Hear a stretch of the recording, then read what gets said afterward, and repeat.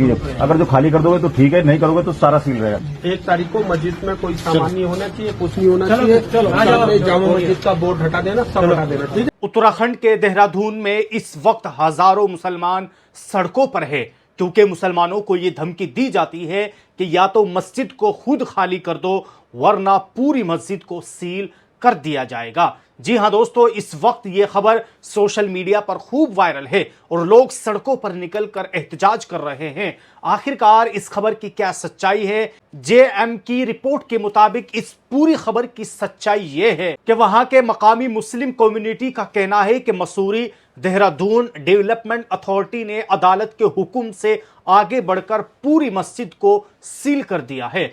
हालांकि अदालत ने सिर्फ 40 बाई 20 फीट के एक हिस्से को सील करने का हुक्म दिया था।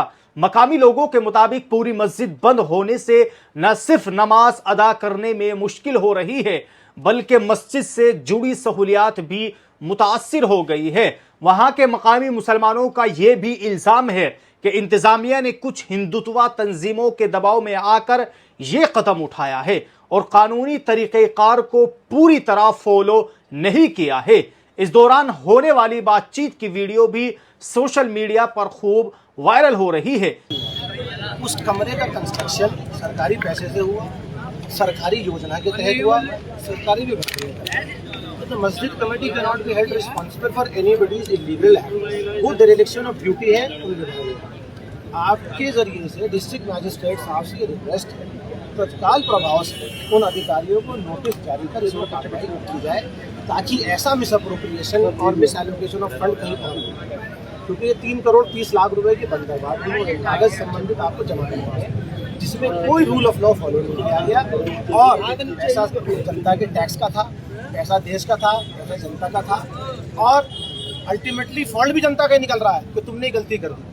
तो जो जिम्मेदारी उनकी थी उसे पूरा देना। दूसरी बात, SDM Doiwala deem to be officer है, वहाँ एमडीडीए की तरफ से उनकी तरफ से सीडीओ को ऑर्डर दिया है। उन्होंने कभी ना मिलने की कृपा करी, ना ही कभी समय दिया। एमडीडीए में भी कई बार हम लोग गए, वहाँ धरना प्रदर्शन भी किया। आपसे रिक्वेस्ट ये है कि कल कम से कम 10 लोगों के डेलीगेशन की ऐसी व्यवस्था कराई जाए जो एमडीडीए में जाकर अपनी बात रखे। आज तक ना कागज देखे गए हैं, ना बात सुनी गई है। जब सुनेंगे नहीं तो समझा कर सकते हैं। हमारा ये मानना है कि डायलॉग जरूर होना चाहिए। जो इलीगल होगा हम उसके साथ नहीं खड़े, लेकिन जो सारे रूल ऑफ लॉ को एक तरफ करके एक ड्रैकोनियन वे में अगर सीलिंग डेमोलिशन इस तरह होगा तो हम भी इस देश के नागरिक हैं, हमें इसका दुख है। और अगर ये ऐसे होगा तो देखिए फिर हम सरकार से, जिम्मेदार लोगों से सवाल करने का अधिकार इस कॉन्स्टिट्यूशन में दिया और हम उसको करेंगे बार बार।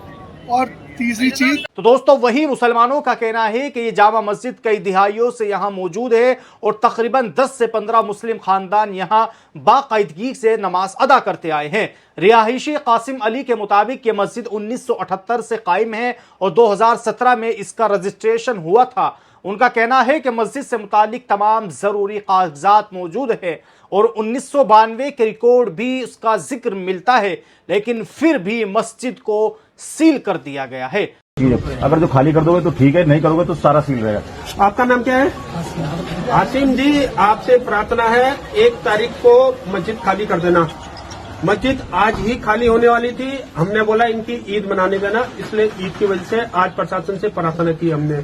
ठीक है, 1 तारीख को मस्जिद में कोई सामान नहीं होना चाहिए, कुछ नहीं होना चाहिए। जामा मस्जिद का बोर्ड हटा देना, सब हटा देना, ठीक है। ठीक है, कोई दिक्कत परेशानी? दिक्कत तो ही है। नहीं, क्या दिक्कत है बताओ?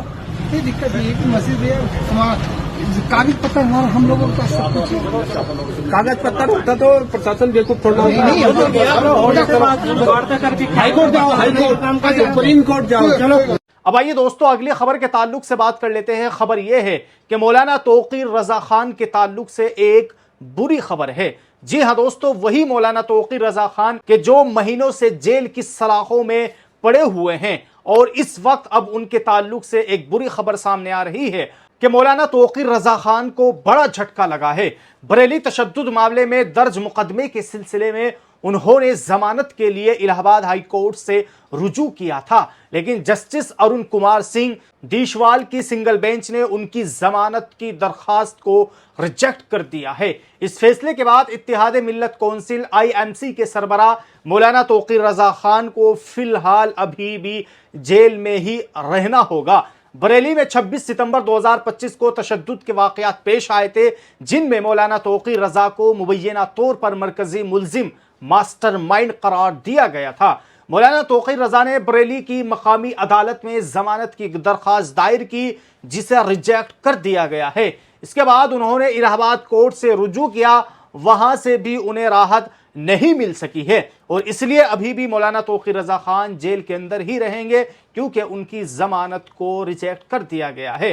तो बहरहाल दोस्तों, आप सब लोगों ने आज की इस वीडियो में ये कुछ वायरल खबरें देखी, जिसमें से आप सब लोगों ने देखा कि किस तरह देहरादून के अंदर एक जामा मस्जिद को सील कर दिया गया है और वहां के मुसलमानों ने साफ इल्जाम लगाया है कि अफसरान ने जो कार्रवाई की है वो एक हिंदुत्व तंजीम के दबाव में आकर की है। ये हम नहीं बल्कि वहां की रिपोर्ट्स, वहां के अवामी लोग बता रहे हैं। बहरहाल दोस्तों, आप सब लोग इस खबर के ताल्लुक से अपनी क्या राय रखते हैं, आप लोग भी हमें कमेंट बॉक्स में जरूर बताएं।